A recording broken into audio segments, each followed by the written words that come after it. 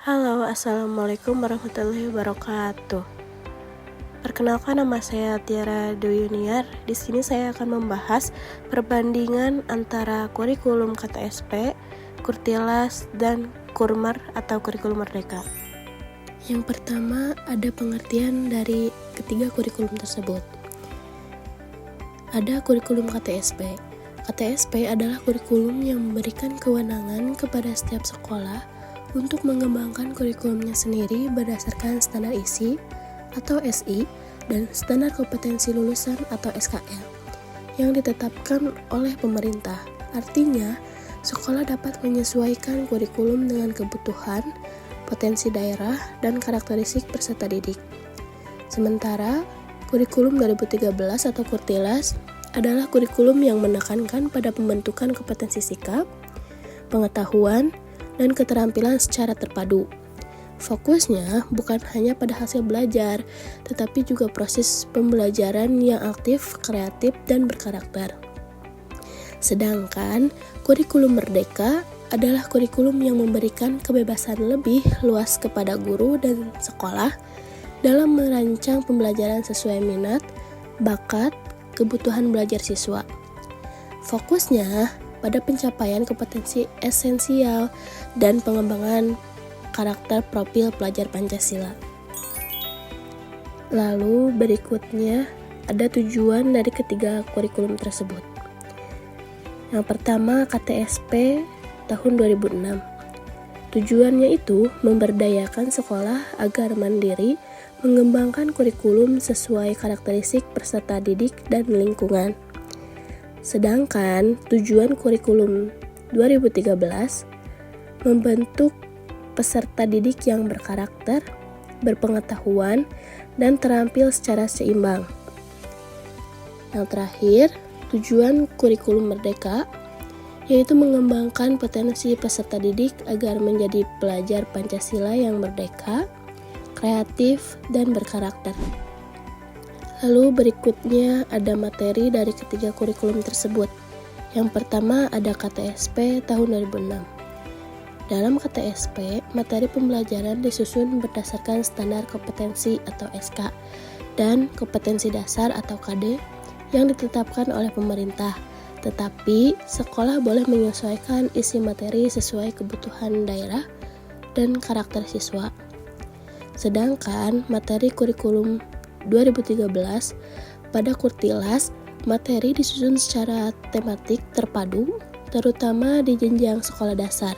Artinya, beberapa mata pelajaran digabung dalam satu tema besar agar pembelajaran lebih bermakna. Lalu, pada materi kurikulum merdeka, materi disebut capaian pembelajaran atau CP dan disusun per fase, bukan per kelas. Tujuannya agar guru bisa menyesuaikan ke dalam materi sesuai kemampuan siswa. Lalu berikutnya ada strategi kurikulum KTSP, Kurtilas, dan Kurmer. Yang pertama KTSP tahun 2006.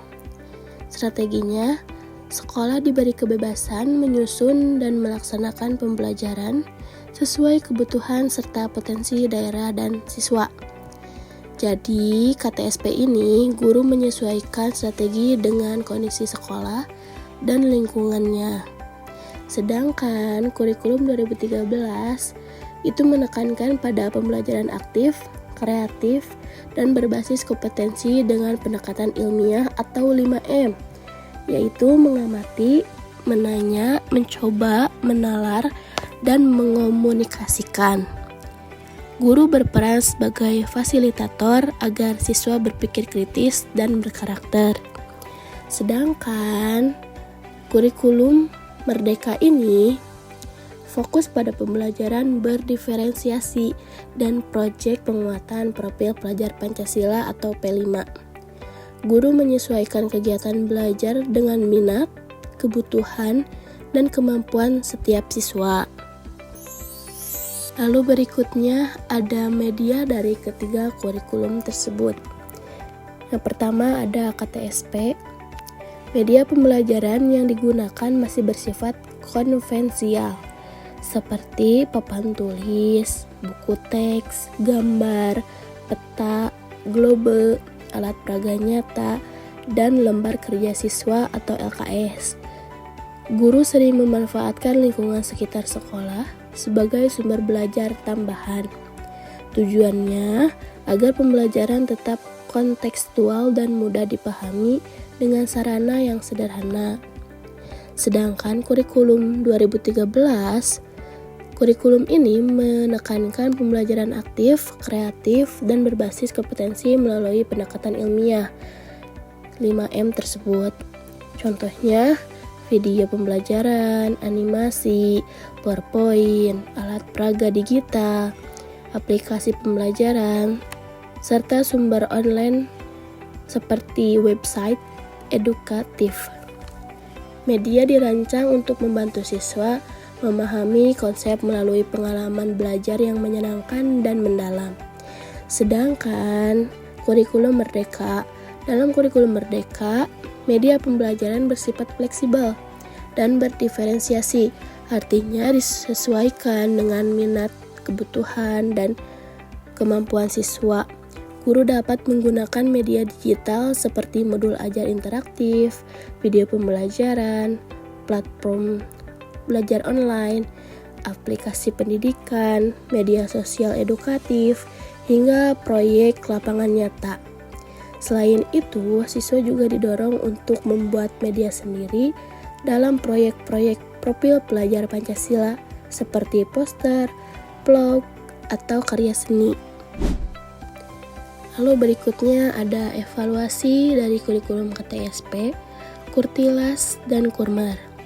Yang pertama ada KTSP tahun 2006. Evaluasi menekankan pada hasil belajar siswa sesuai SK atau standar kompetensi dan KD atau kompetensi dasar. Bentuknya berupa tes tulis, tugas, ulangan, dan portofolio sederhana.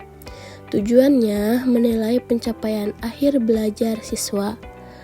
Sedangkan evaluasi kurikulum 2013 itu mencakup sikap, pengetahuan, dan keterampilan, dilakukan melalui observasi, tes, dan portofolio. Tujuannya menilai proses dan hasil belajar untuk membentuk siswa yang berkarakter dan kompeten. Lalu ada evaluasi kurikulum merdeka.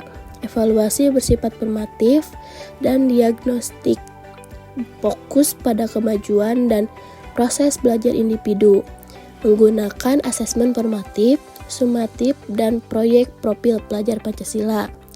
Tujuannya memahami perkembangan dan potensi tiap siswa, bukan sekedar memberi nilai saja. Lalu berikutnya ada penilaian dari ketiga kurikulum tersebut. Yang pertama, KTSP. Pada kurikulum KTSP, penilaian berfokus pada hasil akhir belajar siswa. Guru menilai seberapa jauh siswa menguasai materi melalui ulangan dan ujian. Aspek yang paling diperhatikan adalah pengetahuan, sedangkan sikap dan keterampilan belum terlalu ditekankan. Sedangkan penilaian kurikulum 2013 itu penilaian mencakup proses dan hasil belajar. Guru menilai sikap, pengetahuan, dan keterampilan secara seimbang. Penilaian dilakukan dengan berbagai cara seperti observasi, tugas, proyek, dan tes. Hasil belajar ditulis dalam bentuk nilai dan deskripsi perkembangan siswa. Sedangkan penilaian kurikulum merdeka, penilaian berfokus pada kemajuan belajar setiap siswa. Tujuannya untuk membantu siswa berkembang sesuai kemampuannya. Guru lebih menekankan penilaian proses dan umpan balik, bukan sekedar nilai akhir. Penilaian disesuaikan dengan kebutuhan dan karakteristik masing-masing siswa. Lalu berikutnya ada peran guru dalam kurikulum KTSP, Kurtilas, dan Kurmar. Yang pertama, kurikulum KTSP. Guru berperan sebagai perancang utama pembelajaran karena sekolah memiliki kewenangan menyusun kurikulum sendiri. Guru menyusun silabus, RPP, dan materi sesuai karakteristik siswa dan lingkungan sekolah. Jadi dalam kurikulum KTSP itu, guru berperan sebagai perencana, pelaksana, dan penilaian pembelajaran. Sedangkan kurikulum 2013 atau Kurtilas, guru berperan sebagai fasilitator dan pembimbing yang membantu siswa aktif mencari pengetahuan sendiri melalui pendekatan ilmiah atau 5M. Guru juga menanamkan nilai karakter dan menilai sikap, pengetahuan, serta keterampilan siswa secara autentik. Jadi, dalam kurikulum 2013 itu, guru berperan sebagai fasilitator, motivator, dan pembimbing karakter. Sedangkan kurikulum Merdeka, guru berperan sebagai pendamping, pengarah, dan pengembangan pembelajaran yang fleksibel sesuai kebutuhan dan minat siswa. Guru memberi ruang bagi siswa yang belajar sesuai kemampuannya dan memfasilitasi proyek profil pelajar Pancasila. Jadi dalam kurikulum Merdeka ini, guru berperan sebagai pendamping belajar, penggerak, dan inovator pembelajaran.